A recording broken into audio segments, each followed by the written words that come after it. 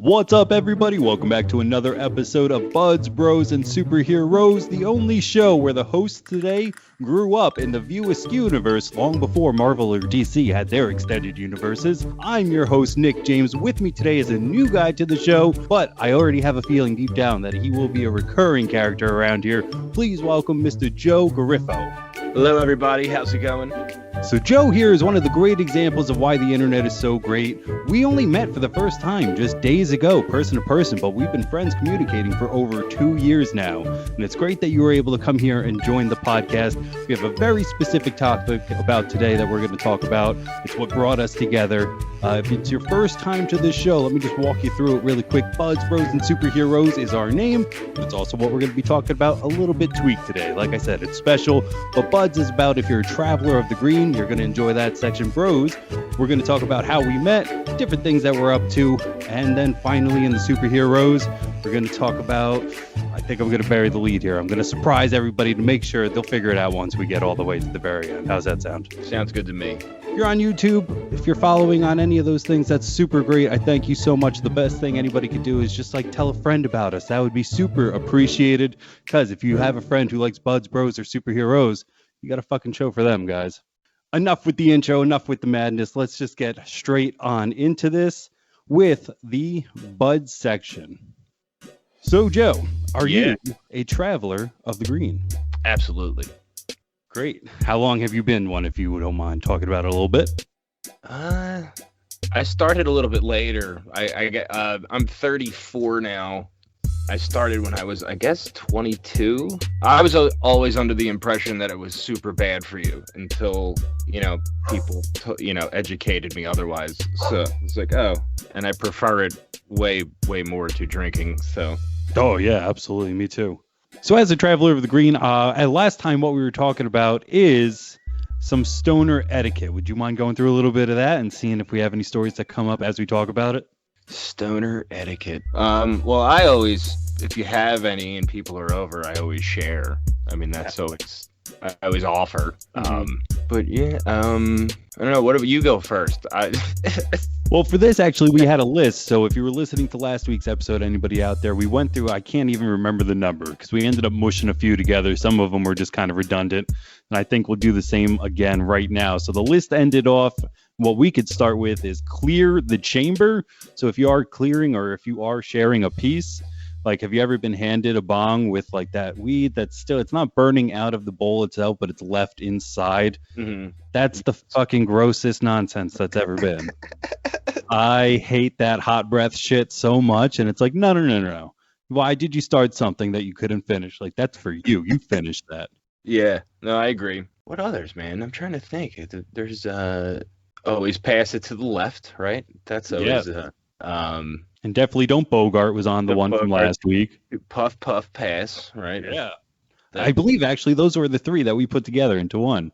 So the next on the list here is never blow smoke in someone else's face. And that was one on the list last week. It's didn't really even need to be said. It's kind of fucking stupid that anybody would even have to put that down, but they had to, I guess. Yeah, agreed. Unless they specifically ask you to, which I don't think anybody's ever done that, though. I mean, not to me personally. Maybe they have. I'm sure someone has. Number 15 here is don't pass a cached bowl. That would actually be come on, why are you doing that? Yeah, there's nothing in here, man. Why would you do that? Why would you be mean to me and just pass that? Or if you pass it, at least it better have a little container where there's more weed. And it's come on, I'm just too high. You do it. Because then I'd understand. Sometimes I get too high and I'm I don't know what to do right now with my fingers and I can't communicate with the digits down there and what's going on. It's been so long since I've been around a lot of people. I'm trying to remember, you know what I mean? With Good COVID and everything. Point. I'm trying to, it's been a long time since I've had sharing. I'm just trying to remember them now. How about never throw a bong, kid? Well, well, of course, but do people do that? I think that's specifically a quote. Have you seen Grandma's Boy? Oh, yeah. Okay. When Rob Schneider kicks him out, he goes, "Oh, you forgot your smoking piece." And he throws it and he goes, "That's your fault, too." And then he's explaining it to Dante. And he's like, "You never throw a bong, kid." That's right. ever. It's been a while since I've seen that, but yes, I do like that movie. That same scene opens when he's naked, answer the door. And he goes, "Why weren't you answering your door?" And he goes, "Whoa, man, like I'm putting on my Christmas lights." And he goes, "Dude, it's July." And he's naked and he goes, "Oh man, your ass is more tan than my face." This shit'll turn you into a deer. That's gonna be dangerous when you get the lion. Whoa, he's right. I literally ran into him at Cannabis Cup in Colorado. Peter Dante was running, like jogging, and he ran into me, and then was like, "Sorry," and then kept going, and that was the extent of our interaction. That's a cool story though. So tell me about that background. What was that? Oh, I went to, when was this? This was like 5 years ago, 6 years ago, maybe. The Cannabis Cup was in Colorado, and we went there to help our friend. We were supposed to film something. We never wound up filming anything. We just wound up helping him set up his booth at the Cannabis Cup, which was interesting because you couldn't sell it, but you could sell packets and give away seeds with the packets or whatever. That was like the loophole to get around. It was weird. I mean, I'm glad I went to work and not pay for it, because I would have been like a lot of money for, I don't know. If you wanted to grow your own stuff, it's perfect. Like if you want the seeds and stuff. But if you're going just like as a fan of smoking weed, it's not the same.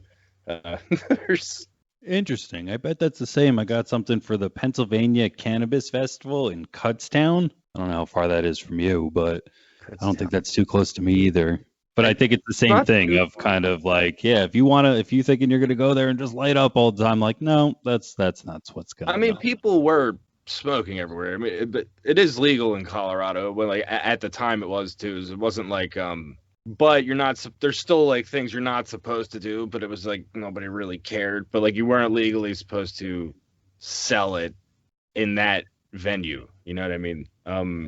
Interesting. It was an interesting experience. What you could sell, they could sell edibles, and I ate entirely too much, and it was like a giant Rice Krispie treat, and I ate the whole thing like at once, which was a mistake.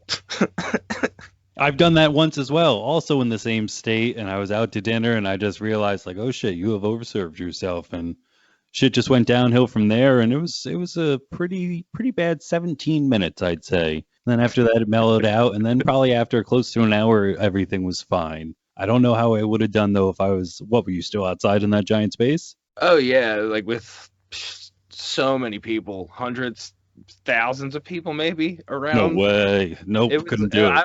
I was fine. I wasn't freaking out or anything. It was just like I was so tired that I was like falling asleep. That's just basically what was happening at that point. Yeah, that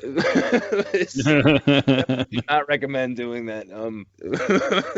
Yeah, edibles, we've talked about it on the show before. Edibles are much more of a different experience. It turns to a absolutely different thing in your tummy. THC is not in there. It turns to something with the word octo in it, though I can't really fully remember. It's a crazy time. So the last one that I want to talk about for the stoner etiquette, and then we can head into the second section of the bud section. So we're going double diving there, if you will, is to make everyone feel fucking welcome. Goddamn right, man. I think that's the only way to travel the green is to let everyone in, is to let everyone feel comfortable, know that they're having a good time, and have everyone's back while they're smoking. Just be a cool dude. Agreed.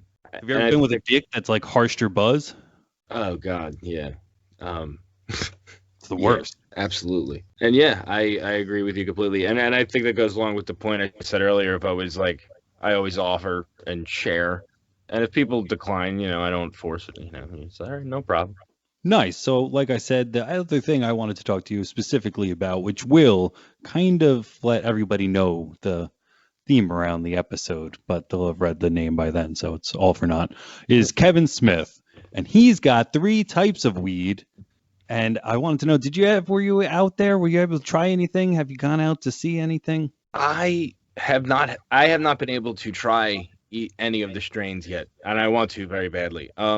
When I was in Oregon and I was I was in Oregon for a work thing not too long ago, and I asked the people at the dispensary if they had it, but that specific dispensary did not. I haven't been able to try it yet. I want to though. I did order my Snoochie gummies, the CBD gummies though. They should be here. I don't know when. Yeah, I think the thing that probably happened was, if I read correctly, they launched for the movie, and really the end of the tour was only a few months right before everything started getting locked down. Mm-hmm. So anything of him traveling to try to get it spread out of California, I don't think really happened yet. I don't think it has. And all the places I've been to where it's legal, they haven't. I haven't been able to get. That's the first thing I ask. Even here, in the medical, there's a medical dispensary around the corner from my house. I asked them if they had it. They did not. So yeah, I haven't been able to try it yet. Yeah, it must be a California thing. So next time I'm out there, I'm gonna have to try them. I think the names are fucking amazing. Yes. So he's got indica called Snoogans, Mm-hmm. a sativa called Snoochie Boochies, and a hybrid called Berserker, all made by Caviar Gold, which is apparently the only shit, like he was talking for a while, the only shit that really gets him toasted anymore. Yeah, that's why I want to try it. Because I mean, I do smoke a lot, and I think I don't know. I just want to try. I want to try it. I'm just haven't Yeah, been able to. finding a good strain to still get you toasted is hard. I actually forgot to open up this section the way I almost always do of asking, what are you smoking on? Are you smoking during this? I mean, I can be. I didn't know. If And yeah, no, we can be. Okay, then I really have absolutely no idea what strain this is. I have no idea. It's definitely an indica though, Oh, but I don't know the name of it. I'm more of an indica guy. Well, I guess it depends on what I'm doing. If I'm working, I guess, or like in the zone, then then I'll do a sativa. That's what I have. I'm still working off in our area. I go to the Harvest. Again, it's just a nice shout out, never an ad. I love those fucking guys. But you would think with how often I go there that I would have an exclusive deal with them, dude. But just the best deal, dude. You can get a fucking eighth of small buds on Monday for $10 off. So it's an eighth for $40. Oh, dude, can I tell you? I was amazed since we're both located in Pennsylvania, right? I was absolutely amazed when I was in Oregon and a quarter ounce was $12. No. I was like, are you kidding me? Like pre-rolled, packaged. I think it was a quarter ounce pre-packed, pre-rolled for $12 to $13, something like that. And I was just like, that's what? That's crazy. I could not believe how cheap it was compared to here. Like it's like, oh my god. And that's recreationally legal there? Yes. All right, I got to tell my wife we're going to Oregon. What's in Oregon? Anything like other than that? Like one of those big balls of twine or the largest fucking frying pan or some shit like that? I actually might be moving there. Really? Yeah, if one of these things happen that I can't really talk about on here, but if one of them happen, I might be moving there. A friend of mine has a studio space, and also a lot of stop motion stuff's in Portland. Like a lot of the Leica Studios, is that how you say it? Will Vinton Studios eventually became that, if I'm not mistaken. But they did, like Coraline, all the stop motion movies were all made in that studio, which is located in Portland. There's also one of my friends, the guy I've been working with, who I made that show Brew Crew. I made a show Brew Crew, everybody. It's streaming now on Facebook if you want to watch it. But the guy I wrote, he lives out there too. He's the one that would have the space. But yeah, it's recreationally legal and just unbelievably cheap. It was like I could not believe how cheap it was. I don't know. I've been to California and Colorado, and I can't remember. I don't think it was that cheap. It might be. I did both of those states back to back, not this last summer. I guess it was the one before that. Fucking COVID's fucked me up. So yeah, if we're coming in, yeah, it must have been 2 years ago. And it definitely, no, there's no fucking way anything was $12 or $13. I guarantee that. No pre-rolls, no nothing like that. It was $12 or $13. I could not believe that, dude. And I don't think that was a special or anything. I was just like, my friend Zach was like, yeah, no, that's how much it is. It was like, it's like, I get that every week. That's what I get every week. I was like, because he doesn't smoke as much as me, but I was just like, that's crazy That is crazy how cheap that is in comparison to what, like, a quarter ounce. I think it's like 70, like, well, depending on where, it's like 70 to 100. I think the dispensary around the corner from me, it's like $100 for a quarter. That's a lot of money. Could not agree with that any fucking more. And I'm located in Philadelphia, in the city, so I don't know. New Jersey just legalized it. We'll see what happens over there. I wonder how expensive it'll be. Yeah, apparently nothing's like walk-in ready yet. I know that, and it'll probably be. I didn't know that. I don't know exactly when. I have no idea, but it will probably be. I do wonder how expensive it'll be. I just thought that like the medical people would be able to open their doors full open, just like boom, everyone come in now. But apparently that's not how that goes at all. Yeah, I don't know. Yeah. With that, I think we're going to close on out of the bud section. It was fun only because you kind of led us into the bro section of what I want to talk about, getting to know each other a little bit more with your stop motion stuff. And just tell us a little bit about yourself, man. Well, I'm an actor and a filmmaker, and I've been doing stuff since I was 13 years old. Me and my friends made some feature films. I was in a movie with Corey Feldman where I get killed with a chainsaw called 6 Degrees of Hell. That's on Tubi if anybody wants to watch it. Another one called Nobody Gets Out Alive. Clint Howard was in that. The Dark Military, that's streaming on Prime and Tubi and Plex. A lot of like indie horror movies. I've just been in a lot of stuff, like random little stuff. And a couple years ago, I just started doing claymation videos for fun. And some people saw them, and now that's kind of what I've been doing. Yeah. So that's me. That's my backstory. And we met through the internet, kind of alluded up before, through a similar love of Kevin Smith. Yes. So another kind of thing of like, how long have you been a fan of him? Since Dogma came out. And I remember specifically, I wanted to see Dogma because I had no idea who Kevin Smith was. I had no idea who Jay and Silent Bob were. I just wanted to see this movie because Chris Rock was in it, and I thought it looked funny.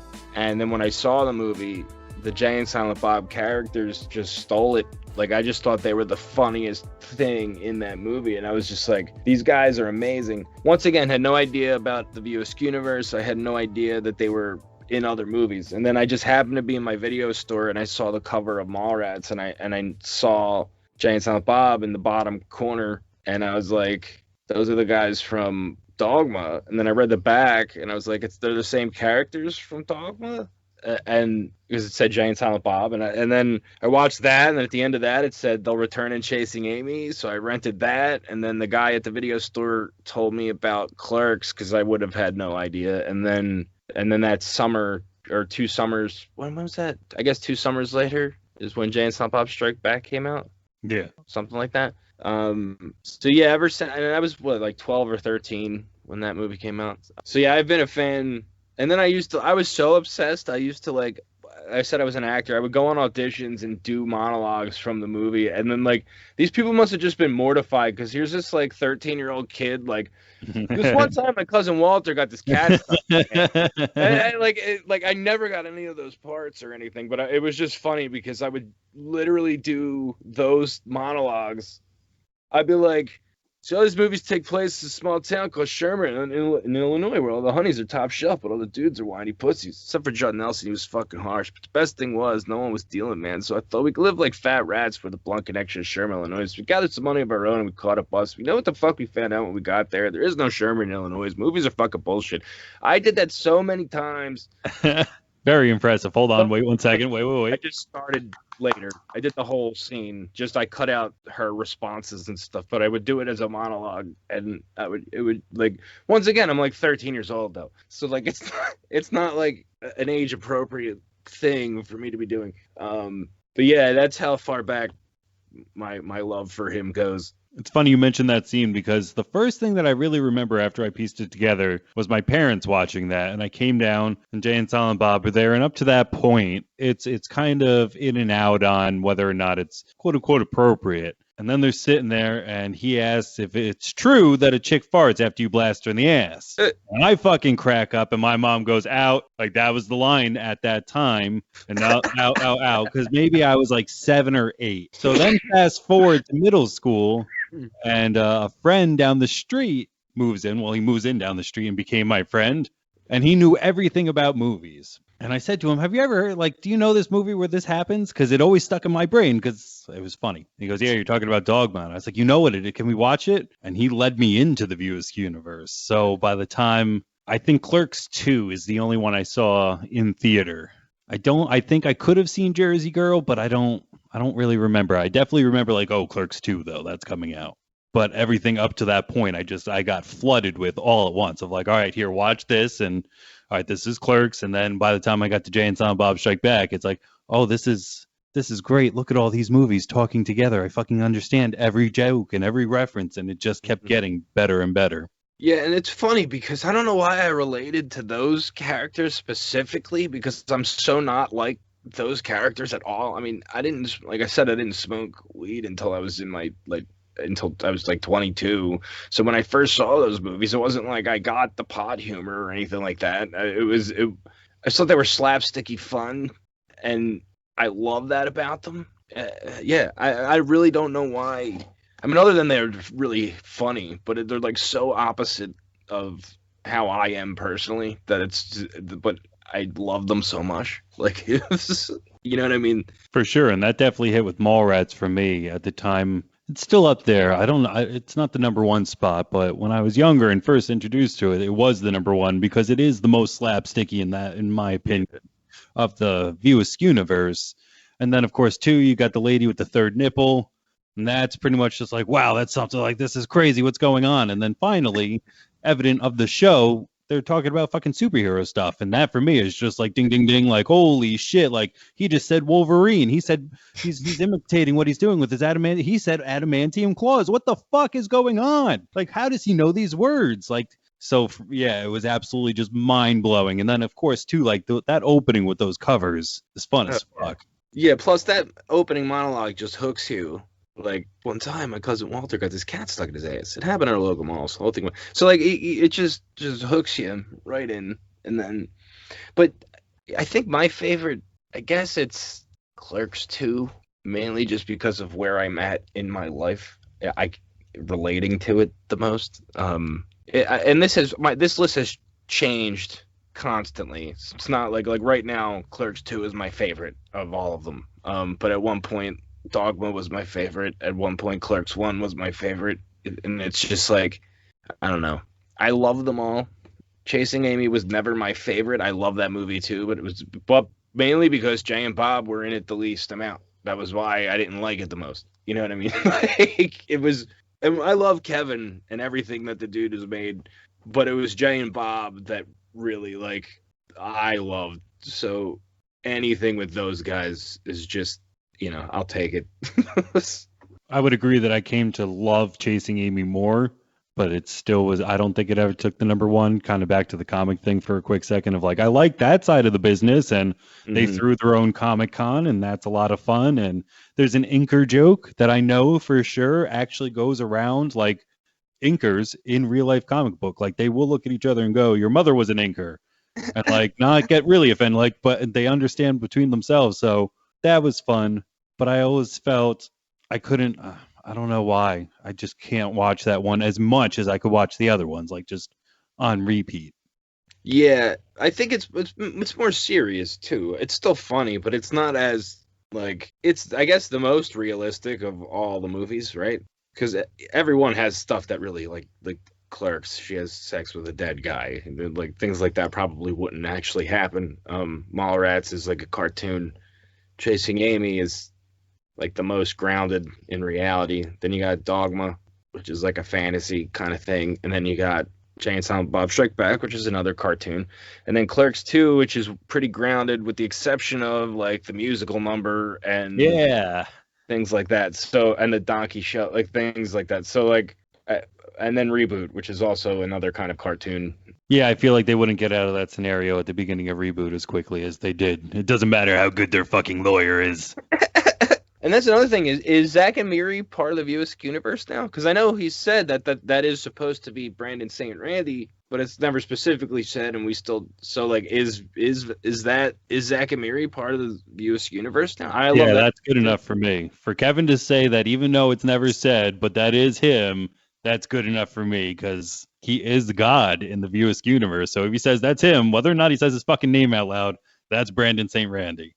All right, then I'll I count it. call it canon. Yeah, I'll count it. And then what is it? Super groovy cartoon movie. Also like Ah, I don't like that.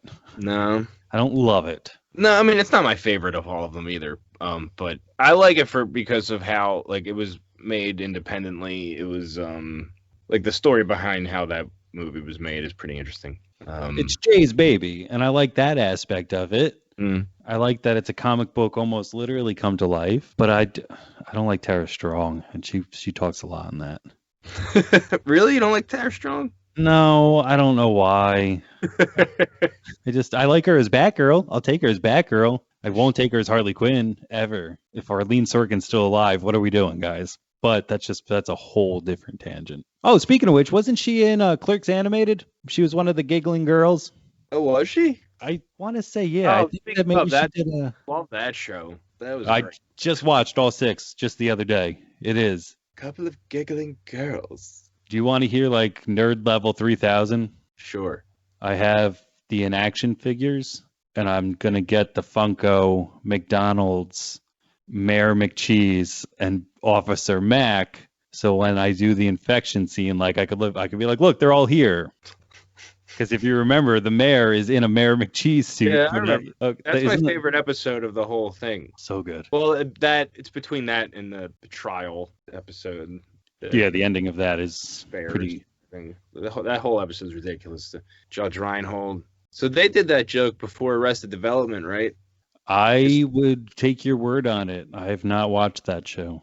Oh, I love Arrested Development. But there's a Judge Reinhold plays a judge on Arrested Development, and I'm pretty sure. And that was like I think season 3 of Arrested Development. When did that come out? Let me look. If that was 2003, then Clerks did it first. I think it was. Yeah, Arrested Development was 2003 when that came out. So no matter what, the Clerks cartoon was first. Now in Arrested Development, do they make him call him Judge Reinhold? No, they're on a show called Mock Trial with Jay Reinhold because he doesn't want to be called. But then they have these ads where they open up a magazine and he's like, "My name is Judge." So like, oh, funny. I hope they make a Beverly Hills Cop 4 and he comes back for it. I hope that happens. And they should. If they made another one of every other action franchise, like they should do Beverly Hills Cop 4. I'd watch it. True. Last thing in this section that I wanted to talk about is our little experience that we had. So not only did we meet for the first time, but we met because we were in the same location at the same time, and that wasn't an accident. Jay and Silent Bob opened up a new shop. Well, Kevin Smith did, and Jay Muse was there, and we know Walt. If you know the story, it's not like Jay and Silent Bob are real. Just in case anybody's listening, like really, they did? No, Jay and Silent Bob's Secret Stash moved from 35 to 65 Broad Street. We got tickets and we went and we saw. And tell them about your experience. Okay. Well, I guess I should give some backstory on in case anyone doesn't know or whatever. But back in November of 2019, my wife bought me meet and greet tickets to meet Kevin Smith during the Reboot Roadshow tour. It was a surprise. I didn't know I was going to be meeting them until that day. And then when I went, I didn't know what the VIP experience was. Like, I didn't know what that actually meant. I thought it was going to be in a room, kind of like what happened this past weekend. I thought it was going to be similar to that, but it wasn't. It was like they brought me alone into a room with Kevin and Jay, and I mean, no one else was in there. And Kev was just like, sit down, like, ask me anything. You want water, blah, blah, blah. This is your shot, like, and I was like, oh, I was like, told him how my wife bought the tickets. I didn't know I was going to be there. I had a thing that I wanted them to sign that was already signed by Brian O'Halloran, and he took it from me and he looked at it and he saw Brian's name and he pointed, and I said, I worked with Brian before, and he was like, on what? And I said, it was a show called Greenpeace.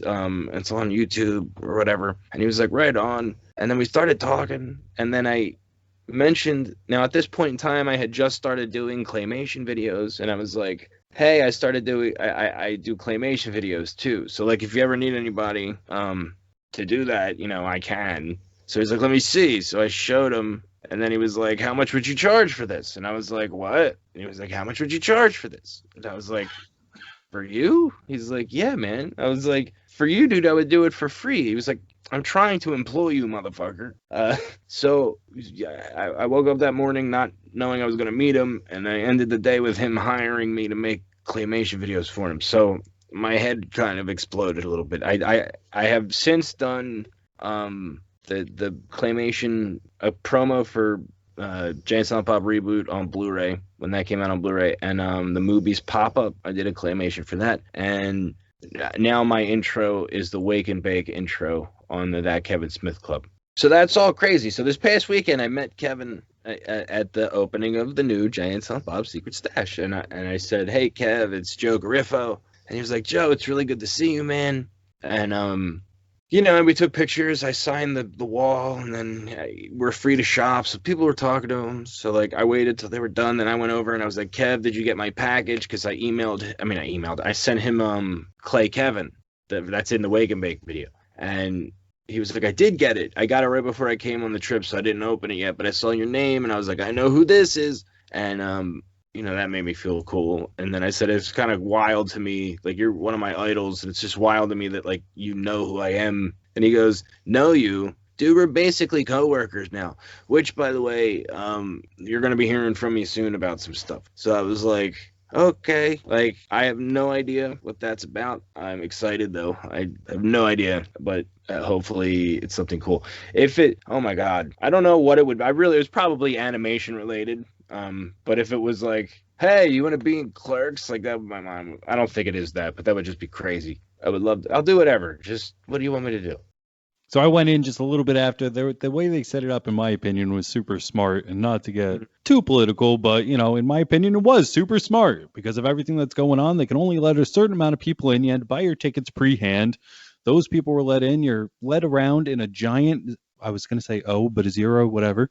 And then you take a photograph and you get back in line. And like you said, it was so fucking cool. So the facade there, forever, as long as it stands, will have our names written in our own handwriting because we got to tag it. So if you go into the store all the way at the back wall, it looks like the facade of the Clerks of the Quick Stop, and the shutters are down. And we actually tagged the shutters.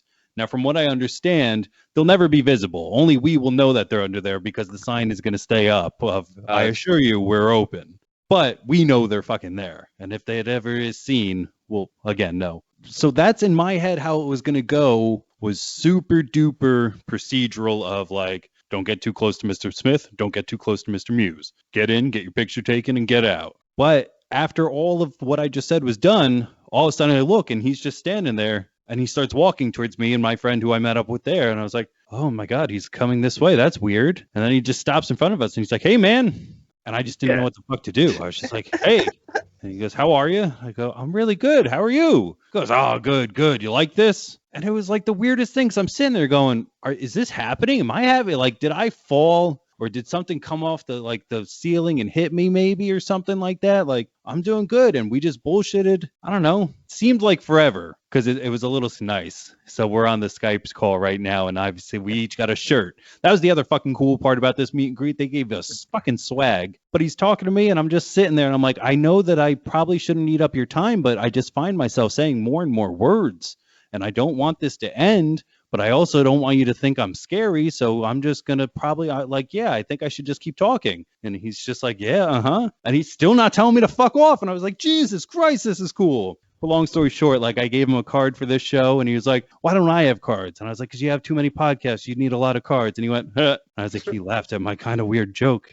And that's where I exited. I was like, all right, well, I guess you have to say, like, I don't want to say I brushed him off, but I felt weird keeping him there. Like, you should make him go away before you freak him out, because I think you ended pretty well. Yeah, no, it was weird because I told him that I framed the check that they sent me because they paid me to do the claymations. I told him I framed it. He went, you framed it? I was like, yeah, it's in I assure you we're open sign that you and Jay both signed for me. I've put it in there. it's all framed, and he just like put his hands on his heart, like, oh, and I was like, that's crazy. I think that's when I said it's wild to me that you know who I am, because that whole thing. Oh man. Oh, and I also told him about the mushroom story, which was funny too. I guess I could talk about that here, right? I don't care. I was gonna say, do you mind repeating the mushroom story for us? No, that's it's kind of funny. I mean, I don't want to. I don't do this often, but it was like me, my wife, and my cousin went into the Pine Barrens in New Jersey and ate magic mushrooms. Well, me and my cousin did. My wife did not. So earlier that day, before we went and did that, Kevin posted something, and I commented on the post like, "Thank you for letting me make art for you," or whatever. And later, while in the Pine Barrens during this trip, my phone buzzes, and I look at my phone, and it says, Kevin Smith commented on your comment or whatever. And I'm like, what? So I open it, and what it says was, I love your art. Kids, if you're part of that Kevin Smith club and a member of the Wake and Bake, this is the genius behind the title card. Now I'm tripping balls. So I was just like, is this real? I said to my wife, I know the screen is melting, but did Kevin Smith just call me a genius? So I told him that story, and well, he just laughed. But I was just like, what a time to get that message. That was just like, the characters on the phone screen were changing. I was like, does this really say this? I just thought that was funny.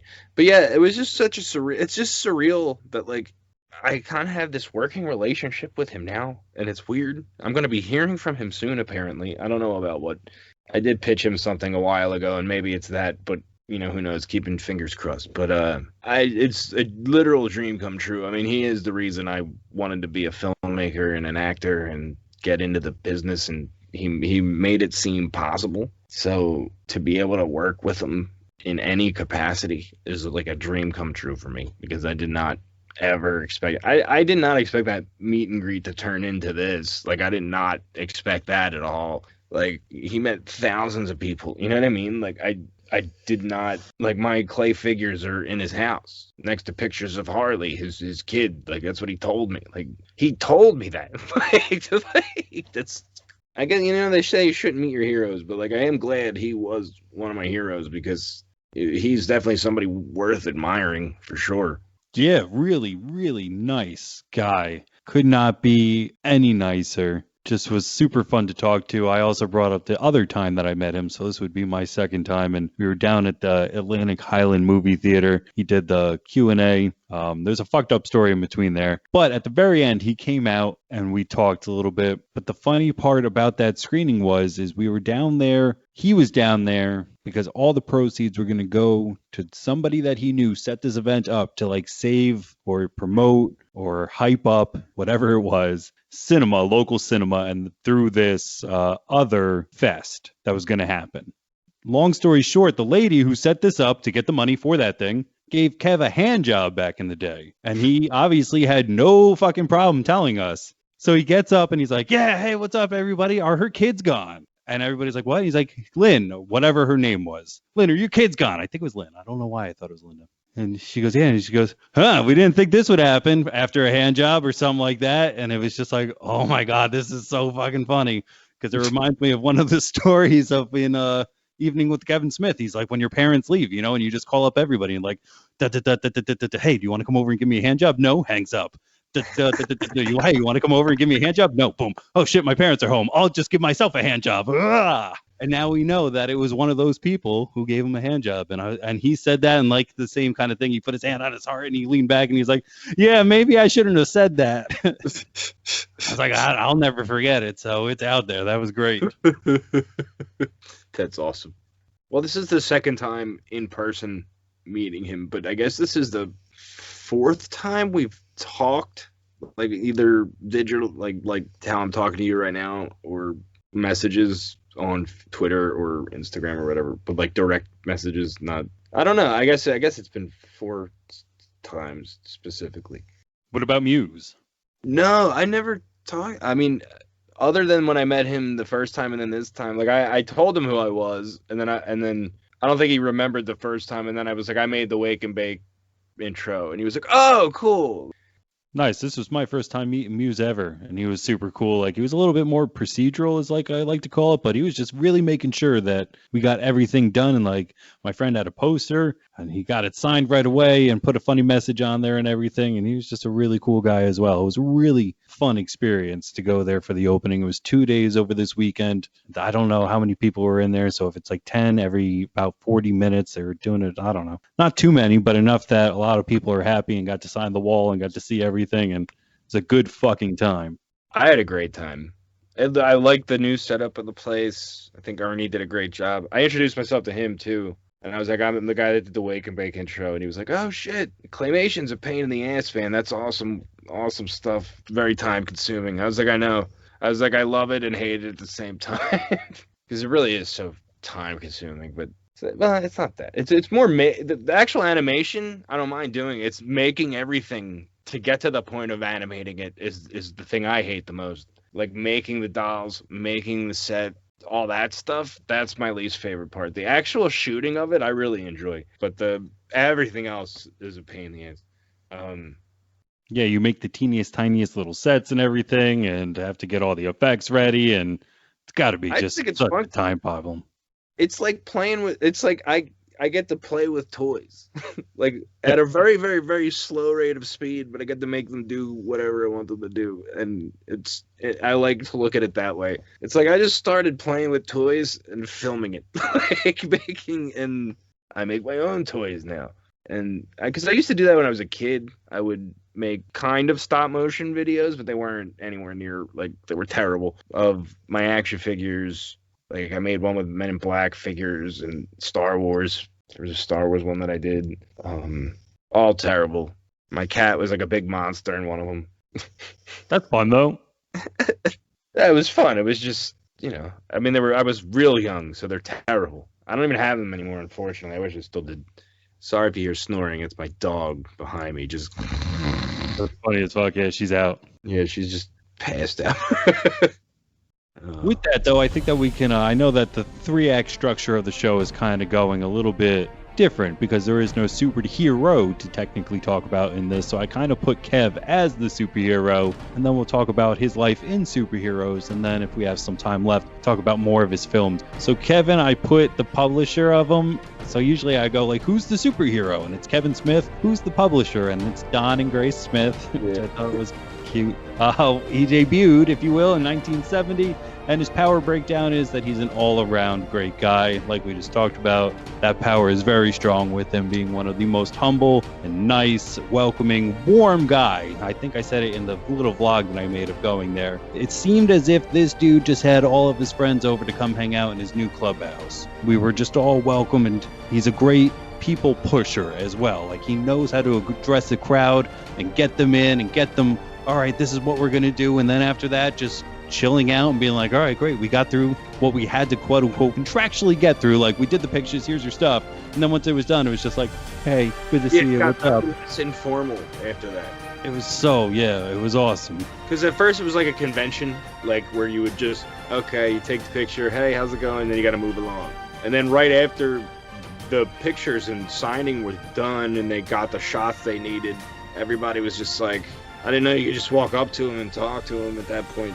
Yeah, again, because of the COVID thing, I thought it was going to only be the former of what you just said, the quote-unquote convention style of it, of just like, next, all right, point, I mean, right, 1, 2, 3. I still think it was done safely. Like, there was less than 10 people in the place at least when I was in there. I don't know if they let more people in later, but and everybody had masks on. Nobody took the mask down or anything, so super professional. No, it was done great. As safe as it can be, I guess. It wasn't. Agreed. It wasn't crowded and people were keeping away from each other, and they had the times for a reason.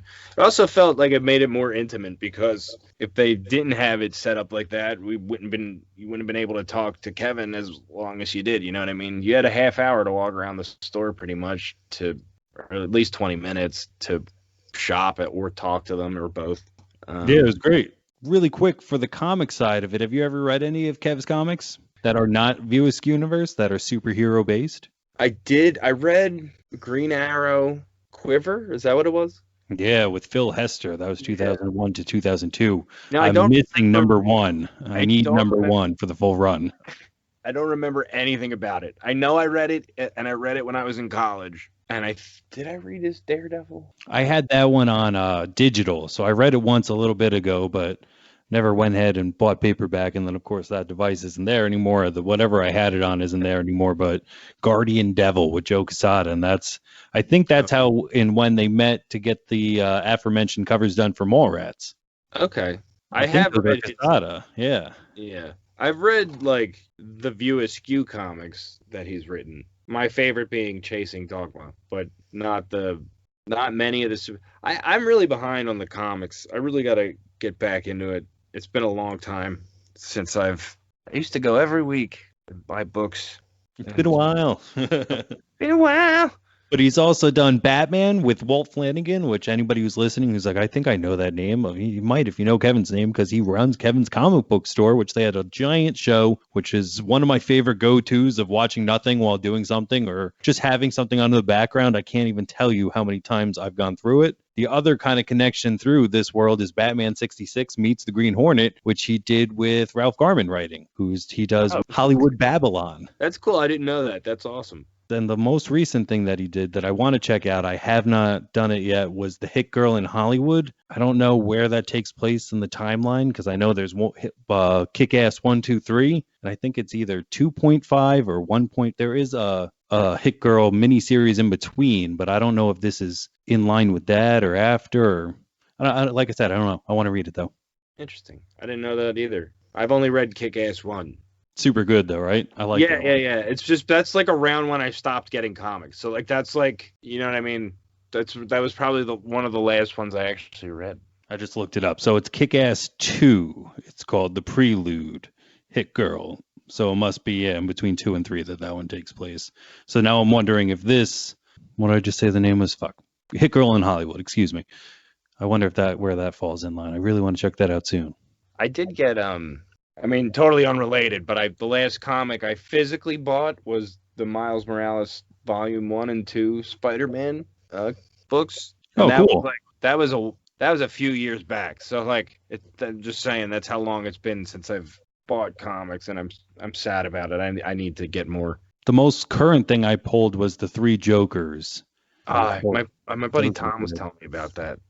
It was pretty awesome. It was a good read. Other than that, like there's Ollie's out here, and I'll go down Ollie's, and it'll be like a big ass graphic novel. And it'll be like $6. Like fuck yeah, I'll buy this. And it's nothing current. So like I just bought Chris Claremont Wolverine. Okay. I was like, all right, I'll pick this up. And then I picked up as well the Justice League meets Hellboy. And I was like, that exists? And it does, because I picked that up as well for like $6 or some shit like that. So I'm reading a lot of backlogs right now. But the most current, the 3 Jokers, I thought it was pretty entertaining. I wanted to get The Last Ronin, the Ninja Turtles comic. Yeah. About that? A good friend of mine, the Reasons I'm Broke podcast, they did that. They did a whole review. They did give the spoiler, so I do know who The Last Ronin is, but it is still something I want to go through and read because it sounded fucking kick ass. Not to be messed up with kick ass. I have a guess. I have no idea. I have a guess as to who it is, and I'll ask you after we're done, just because I don't know when I'll be able to ever read it. But if I was gonna buy a comic, that would be one that I would buy. I just haven't been to. I guess you could get them online, right? But now they're probably like variant cover number 3. It's like, and I'll be like, but I wanted print number 1. So do I really want to spend more money?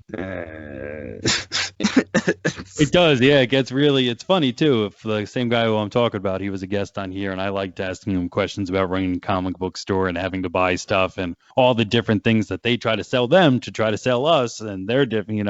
It's crazy, the industry, and seeing where it's going. But I love that it's still going. Again, I like to shout them out every time I can. Comics by the Green, downtown Scranton. The Electric City. Definitely go there. They've got a giant Silver Surfer. It's awesome. That does sound cool. Yeah, well, I guess technically I was in a comic book store over the past week, at Jay and Silent Bob's Secret Stash. Yeah, we literally just said that, but I didn't fucking buy any comics.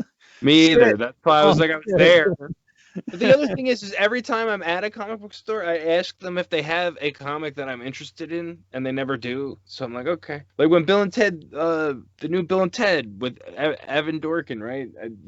What was it called? Bill and Ted Are Doomed was the name of the comic, and it took place right between Bogus Journey and the new movie, Face the Music, and I wanted to get that, and they didn't have it. Kind of the flashback there. So, I like that little setup there with the flashback there. Have you watched any episodes of The Flash or Supergirl that Kev has done? Not that Kevin's done. I saw the pilot episode of Flash. The only DC show, like I watched Arrow and like the first couple seasons of Arrow, and then I just haven't caught up with anything since then. And then once again, this isn't like I didn't like these shows. I saw the first episode of The Flash and I did like that, and then I never finished it. I eventually will, I'm sure, when I'm like, I'm on a superhero mood. What do I want to watch? Yeah, I never saw this one. That's probably when it'll happen. I did see the clips of them as like not really Jay and Silent Bob, but which one was that on? Was that Supergirl or The Flash? In The Flash, the first one Kevin does, I believe the shtick is that Jay is walking out, or maybe they're... Aren't they carrying something? They're like security guards. Maybe that was the first one, and the other one that I'm thinking of, like Jay gets his mom's car destroyed or something. But I think you're right. The first time ever, they were both security guards carrying some shit. I think I did see that clip. I saw that clip. And once again, I probably will go back and watch all of these shows. I just haven't done it yet. I watched the first season of The Flash for sure, and it was pretty good, and then lost just as I lost cable and as I lost my appetite for appointment television. Like, fuck it, I'll buy it. Like you said, eventually I'll find it on a bin it somewhere first season for blank dollars, and I'll just rip through it that way on my own terms with my DVD rather than having to worry about if it's somewhere or if it's going to be there later or bullshit like that. But I believe I saw his episodes of The Flash. Haven't seen almost any of Supergirl. I think I watched the pilot, but that was on like CBS, not what it eventually went to CW. I didn't know that. We already kind of brought up Comic Book Men. Did you watch Geeking Out? Did I? With Greg Grunberg as well. They called him Grunny the whole time, and I was like, I wouldn't want to be called Grunny. Was that where he would interview people? Yeah, he was definitely a nerd. He was in the jersey wearing portion of his life. It was like the first episode, Carrie Fisher. Or was she one of the people that he interviewed? Could be. I know that JJ was there because him and Greg Grunberg are like childhood best friends. That's why every time you see JJ Abrams doing something, it's like, hey, look, it's Greg fucking Grunberg. I think I did. I know if that's the same show, I watched a couple of them because I was at my cousin's house and it was on his thing. I was dog sitting and I remember putting that on for a while. So I think I saw a bunch of those episodes. It's on Amazon. Sorry to cut you off there a little bit, but yeah, it was on Amazon. Yeah, that is probably what I was watching then. Not bad, but I definitely Comic Book Men is, in my opinion, one of the greatest shows to ever be made. I love Walt, Bry, Ming, Zap. I love them all. I love everything that they do on that show. And then especially as it starts to go into it more and they get more and more people on there, like, his name just jumped right out of my head. Of course, they got Stan Lee, but I was thinking of Adam West. Eventually, Burt Ward also was on there. Freddy Krueger was on there. Massive amounts of celebrities came on, and it's like, I fucking know them. Hold on. I think I'm actually thinking of a different show. Spoilers with Kevin Smith. That was on like Screen Junkies, right? I think that's what I'm talking about. Yeah, Carrie on quote unquote TV, right? Yeah. That's what I was watching. Sorry, totally different show. I'll have to look that up. Spoilers with Kevin Smith, because I was like, Carrie Fisher's on it. I don't think she was on. That's what was. My dog's kicking me. Hi, boo boo. Do you know what she charged to be on Jay and Silent Bob Strike Back? No. 2 beaver chairs. Really?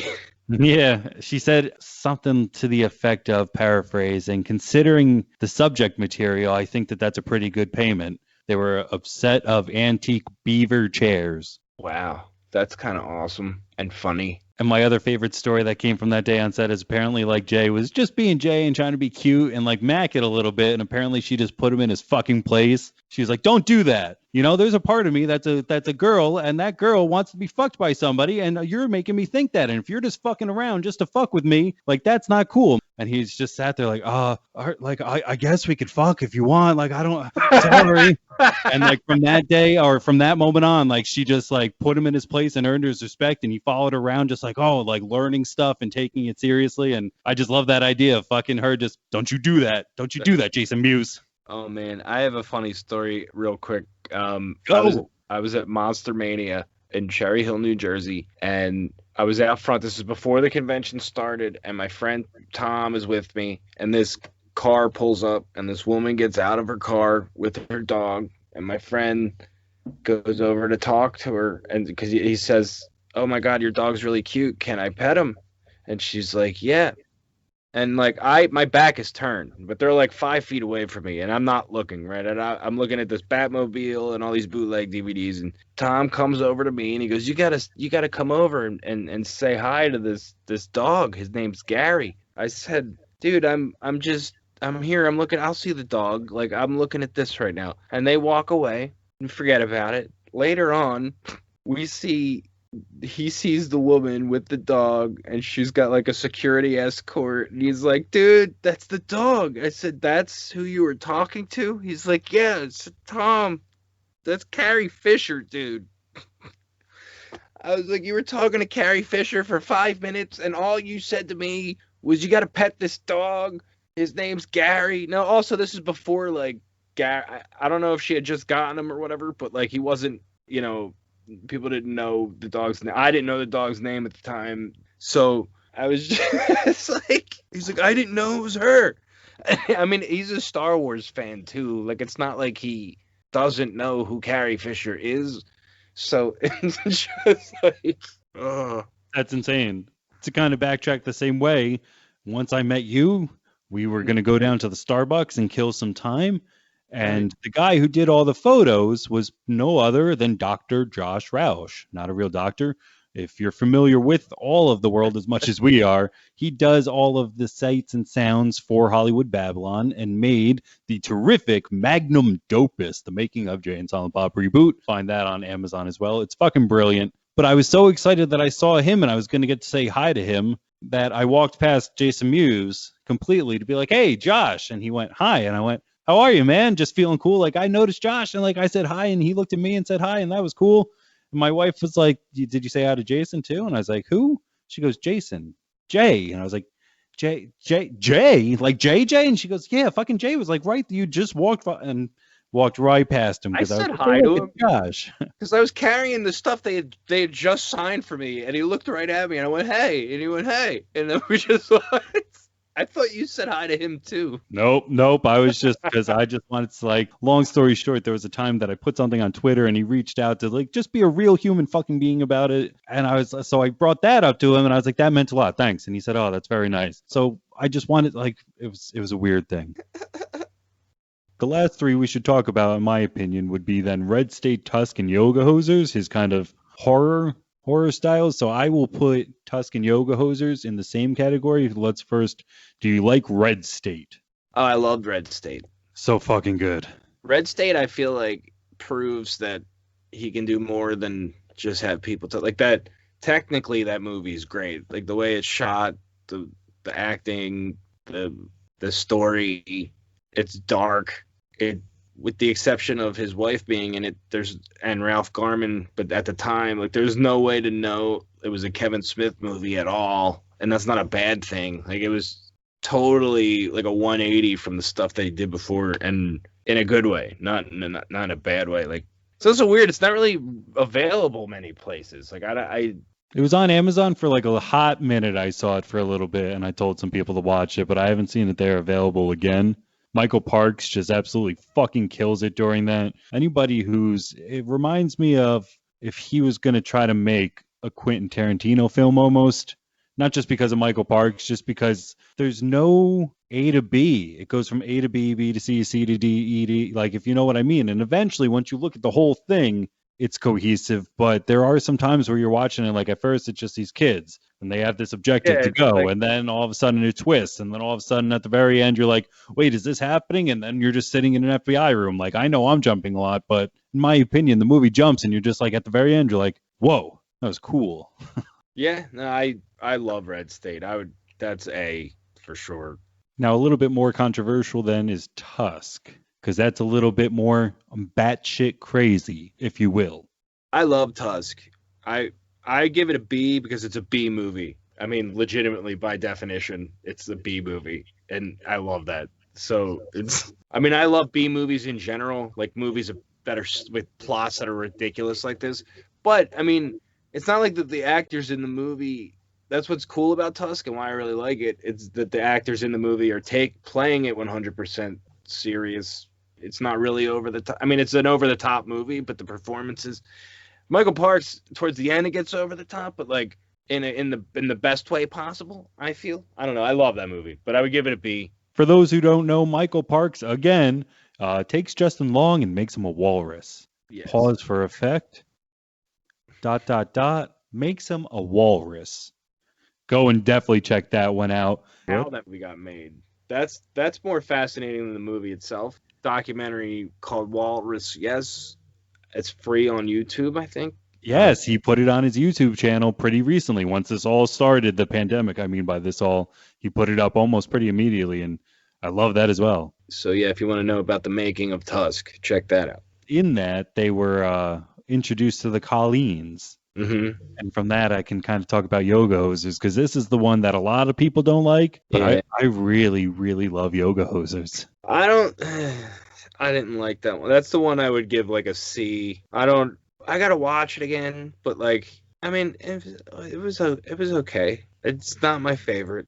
Oh, I think it's just like what you were talking about when you said cartoon. Like, it is a cartoon for me for sure, and it just needs all the zaniness, and I'm just fine with it. I love every single fucking second, because again, it's got that weird twist where you just think that the girl's in a band and like we know something weird's happening and the get out of my butt is happening, but when the guy pops out, when the fucking Bratzi pops a wunderbar, that shit's fucked, man. I love showing people that movie and just watching them, knowing that moment's happening. I don't know how I felt about it.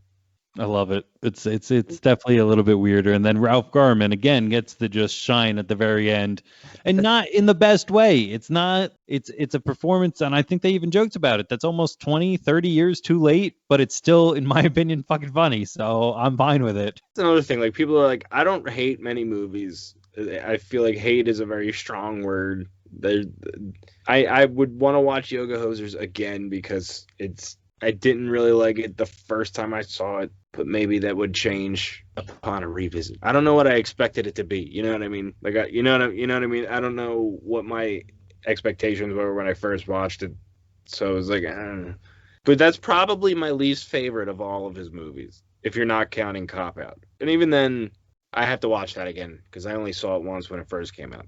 All right, so the dreaded question then, out of all the movies we talked about today, that force in which I talked about being a dick, leaving you on an island, with a television and DVD player that works, and 3 copies of the movies we talked about, or 3 of them. I think you're getting what I'm saying. You got to pick fucking 3. Which ones would you pick?